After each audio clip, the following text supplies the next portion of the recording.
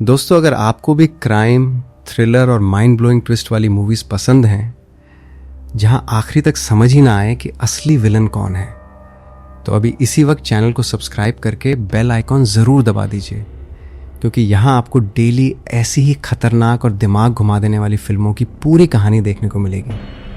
तो आज की हमारी फिल्म शुरू होती है चेन्नई के एक सुनसान इलाके से, जहाँ रात का समय होता है और चारों तरफ सन्नाटा पसरा हुआ होता है। तभी एक पुरानी मर्सिडीज कार वहाँ आकर रुकती है। कार से एक मास्क पहने आदमी बाहर निकलता है। उसके चेहरे पे बिल्कुल भी डर नहीं होता, बल्कि ऐसा लग रहा होता है जैसे वो ये सब पहले भी कई बार कर चुका हो। फिर वो अपनी कार का पिछला दरवाज़ा खोलता है, जहाँ एक इंसान की डेड बॉडी पड़ी होती है। इसके बाद वो उस लाश पे पेट्रोल डालता है और आग लगा देता है। कुछ ही सेकंड में पूरी बॉडी जलने लगती है। आग इतनी भयानक होती है कि चेहरा पहचानना नामुमकिन हो जाए। वो आदमी कुछ देर तक उस जलती हुई लाश को देखता रहता है और फिर आराम से अपनी कार में बैठकर वहाँ से निकल जाता है। सुबह जब पुलिस को वो बॉडी मिलती है तो पूरा डिपार्टमेंट शॉक में आ जाता है, क्योंकि ना विक्टिम की पहचान हो पा रही थी और ना ही किलर का कोई सुराग मिल रहा था। लेकिन असली कहानी तो अब शुरू होने वाली थी। दूसरी तरफ हमें चेन्नई का एक बैंक दिखाई देता है, जहाँ सब कुछ बिल्कुल नॉर्मल चल रहा होता है। लोग अपने काम में बिजी होते हैं, कैश काउंटर पे भीड़ लगी होती है, और तभी अचानक कुछ मास्क पहने हुए क्रिमिनल्स बैंक के अंदर घुस जाते हैं। उनके हाथों में गन्स होती हैं। एक आदमी हवा में गोली चलाता है और पूरे बैंक में डर का माहौल बन जाता है। सभी लोग जमीन पे बैठ जाते हैं। फिर वो लोग बैंक मैनेजर को गन पॉइंट पर लेके लॉकर रूम में जाते हैं। डर के मारे मैनेजर तुरंत लॉकर खोल देता है। तभी बैंक का सिक्योरिटी गार्ड हिम्मत दिखाने की कोशिश करता है।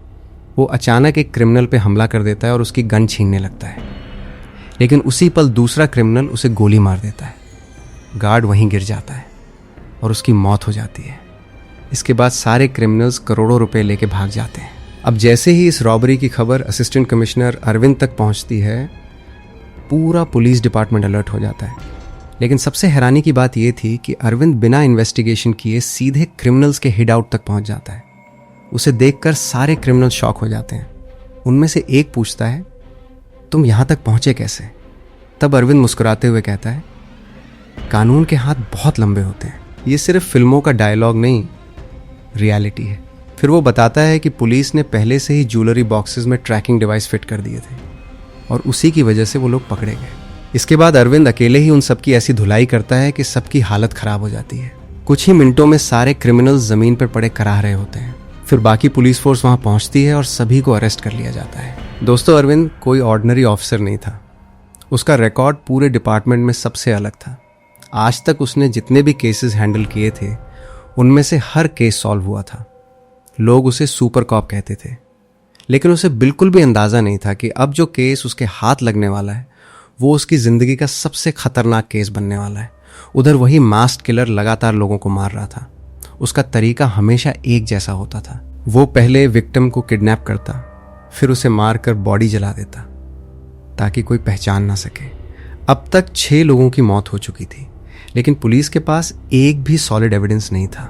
ये केस ऑफिसर कुमार देख रहा था, लेकिन लाख कोशिशों के बाद भी उसे कुछ समझ नहीं आ रहा था। ऊपर से सीनियर ऑफिसर्स का प्रेशर अलग बढ़ता जा रहा था। फिर एक रात कुमार को अननोन नंबर से फ़ोन आता है। फ़ोन पर कोई आदमी कहता है, एक और डेड बॉडी मिली है। कुमार तुरंत अपनी टीम के साथ वहाँ निकल जाता है, लेकिन रास्ते में अचानक एक कार उसकी कार का पीछा करने लगती है। वही पुरानी मर्सिडीज और वही मास्क्ड किलर। कुमार स्पीड बढ़ाकर बचने की कोशिश करता है, लेकिन उसकी कार बुरी तरह एक्सीडेंट का शिकार हो जाती है। उसका एक्सीडेंट इतना डेंजरस होता है कि उसे तुरंत हॉस्पिटल ले जाया जाता है। अब उसकी हालत ऐसी नहीं थी कि वो केस हैंडल कर सके, इसीलिए पूरा केस असिस्टेंट कमिश्नर अरविंद को दे दिया जाता है। अब अरविंद इस सीरियल किलर की तलाश शुरू करता है। उसके साथ उसका असिस्टेंट मनोहर भी होता है। मनोहर बताता है कि किलर बहुत स्मार्ट है, उसने अपने पीछे एक भी एविडेंस नहीं छोड़ा। तब अरविंद कहता है, परफेक्ट क्राइम जैसी कोई चीज़ नहीं होती, बस हमारी नज़रें सच को पहचान नहीं पाती। तभी मनोहर को घर से कॉल आता है। उसका छोटा बेटा खाना नहीं खा रहा था। मनोहर उदास होकर कहता है कि उसकी पत्नी की मौत हो चुकी है और उसका बेटा अब बहुत अकेला हो गया है। वो कहता है, अगर मुझे कुछ हो गया तो मेरा बेटा बिल्कुल टूट जाएगा। ये सुनकर अरविंद कुछ देर शांत हो जाता है। अब अगले दिन जब अरविंद पुलिस स्टेशन जा रहा होता है तभी उसकी कार खराब हो जाती है। मजबूरी में उसे लिफ्ट लेनी पड़ती है, लेकिन जिस लड़की की कार रुकती है उसे देखकर अरविंद का मूड खराब हो जाता है। उस लड़की का नाम था संजना। दरअसल कुछ समय पहले दोनों की मुलाकात एक रेस्टोरेंट में हुई थी। संजना अपने अरेंज मैरिज मीटिंग के लिए वहां आई थी। उसे बताया गया था कि लड़का ग्रे शर्ट पहन कर आएगा, लेकिन गलती से वो अरविंद के सामने जाकर बैठ जाती है क्योंकि उसने भी ग्रे शर्ट पहनी थी। यहीं से संजना पहली नज़र में उससे प्यार करने लगती है। अरविंद उसे समझाने की कोशिश करता है कि वो गलत इंसान से बात कर रही है, लेकिन संजना उसकी बात सुनती ही नहीं। तभी कुछ गुंडे वहां पहुंच जाते हैं जो अरविंद को मारने आए थे, लेकिन हमेशा की तरह अरविंद अकेले ही सबको पीट देता है और यहीं से संजना उस पर पूरी तरह फिदा हो जाती है। प्रेजेंट टाइम में मजबूरी के कारण अरविंद को उसी संजना से लिफ्ट लेनी पड़ती है। संजना खुशी से पागल हो जाती है, लेकिन अरविंद पूरे रास्ते चुप रहता है। उधर वही मास्क किलर एक बस स्टॉप पे बैठे आदमी को देख रहा होता है। फिर वो अचानक उसके पास जाता है और इलेक्ट्रिक शॉक देकर उसे बेहोश कर देता है। इसके बाद वो उसे अपनी कार में डालकर ले जाता है। अगली सुबह उसकी जली हुई बॉडी एक बंद फैक्ट्री में मिलती है। बॉडी को तुरंत फोरेंसिक डिपार्टमेंट भेजा जाता है और यहीं पहली बार पुलिस को एक बड़ा क्लू मिलता है। दरअसल विक्टिम के पैर में सर्जरी हुई थी और उसके अंदर लगी मेटल प्लेट पर कंपनी का नाम लिखा था। यहीं से अरविंद इन्वेस्टिगेशन शुरू करता है। वो तुरंत ऑर्थोपेडिक डॉक्टर के पास जाता है। डॉक्टर बताता है कि ऐसी प्लेट सिर्फ 40 लोगों में लगी थी। अब अरविंद उन सभी की जानकारी निकलवाता है। लिस्ट देखने के बाद उसे 7 लोगों पर शक होता है, लेकिन जब वो उन लोगों से मिलने जाता है तो हैरान रह जाता है क्योंकि जिन लोगों को वो डेड समझ रहा था वो सब जिंदा थे। अब उसकी समझ में कुछ नहीं आ रहा था। फिर एक दिन एक और जली हुई बॉडी मिलती है। इस बार वो बॉडी एक लड़की की थी, लेकिन उसकी भी पहचान नहीं हो पा रही थी। फिर अरविंद को एक भिखारी मिलता है जो बताता है कि उसने एक मास्क्ड आदमी को एक लड़की को किडनैप करते देखा था। भिखारी ये भी बताता है कि वो लड़की रोज स्कूटर से आती जाती थी। बस यही बात अरविंद के दिमाग में बैठ जाती है। वो सोचता है कि अगर लड़की स्कूटर से चलती थी तो उस रात बस स्टॉप पे क्यों थी। फिर उसे शक होता है कि शायद स्कूटर खराब हुई होगी, इसीलिए वो आसपास के गराज में पूछताछ करता है और सच में उसे वहां एक स्कूटर मिल जाती है। डॉक्यूमेंट से पता चलता है कि स्कूटर मीरा नाम की लड़की की है। अब अरविंद मीरा के घर पहुंचता है, लेकिन वहां पहुंचकर वो शॉक हो जाता है क्योंकि मीरा तो उसके सामने जिंदा खड़ी होती है। लेकिन कुछ देर बाद अरविंद को पता चलता है कि मीरा की एक ट्विन सिस्टर भी थी और असली मीरा मर चुकी है। उसकी बहन अब खुद को मीरा बनाकर रह रही थी। अब धीरे धीरे सारे राज खुलने लगते हैं। अरविंद को पता चलता है कि जिन लोगों की मौत हो रही है उन सभी का कनेक्शन एक ही स्कूल से है। उस स्कूल का नाम था ट्विन स्कूल, जहां सिर्फ ट्विन्स पढ़ते थे।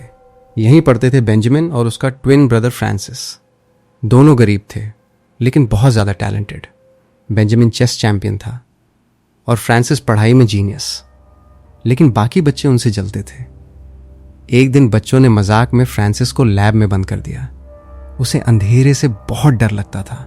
वो अंदर चीखता रहा, रोता रहा, लेकिन किसी ने दरवाज़ा नहीं खोला और आखिरकार डर के कारण उसकी मौत हो गई। उस दिन बेंजामिन की दुनिया ख़त्म हो गई थी। उसने उसी दिन फैसला कर लिया था कि वो उन सभी से बदला लेगा। अब प्रेजेंट में बेंजामिन उन्हीं बच्चों को एक एक करके मार रहा था जो उस दिन लैब में मौजूद थे, लेकिन उसका तरीका बहुत ख़तरनाक था। वो हर ट्विन से उसके अपने भाई या बहन को मरवा रहा था ताकि सब वही दर्द महसूस करें जो उसने अपने भाई को खोकर महसूस किया था। फिर कहानी में आता है सबसे बड़ा ट्विस्ट। असल में बेंजामिन कोई और नहीं बल्कि खुद अरविंद था। हाँ दोस्तों, जिस इंसान को हम हीरो समझ रहे थे वही इस पूरी कहानी का असली विलन निकलता है। उसने पुलिस इसलिए ज्वाइन की थी ताकि अपने क्राइम्स खुद इन्वेस्टिगेट कर सके और किसी को उस पर शक ना हो। उसने हर मर्डर पहले से प्लान किया था, यहां तक कि उसने खुद पे शक करवाया ताकि वो जेल जाके अपने आखिरी टारगेट को भी मार सके। जब उसका बदला पूरा हो जाता है तो वो स्लीपिंग पिल्स खाकर सुसाइड कर लेता है, लेकिन मरने से पहले वो अपना हार्ट मनोहर को डोनेट कर देता है ताकि मनोहर अपने बेटे के साथ जिंदगी जी सके। आखिर में बेंजामिन और फ्रांसिस की कब्र साथ दिखाई जाती है और पूरा सीन बहुत इमोशनल हो जाता है। सच बताऊं दोस्तों, इस फिल्म में जितने डेंजरस ट्विस्ट थे उतनी ही इमोशनल इसकी एंडिंग थी। तो आपको ये मूवी कैसी लगी कमेंट करके ज़रूर बताना, और अगर वीडियो पसंद आई हो तो मूवी डिकोडर चैनल को सब्सक्राइब ज़रूर कर लेना। हम फिर मिलेंगे एक और ऐसी ही mind blowing crime thriller movie के साथ। तब तक अपना ध्यान रखिए। Thanks for watching.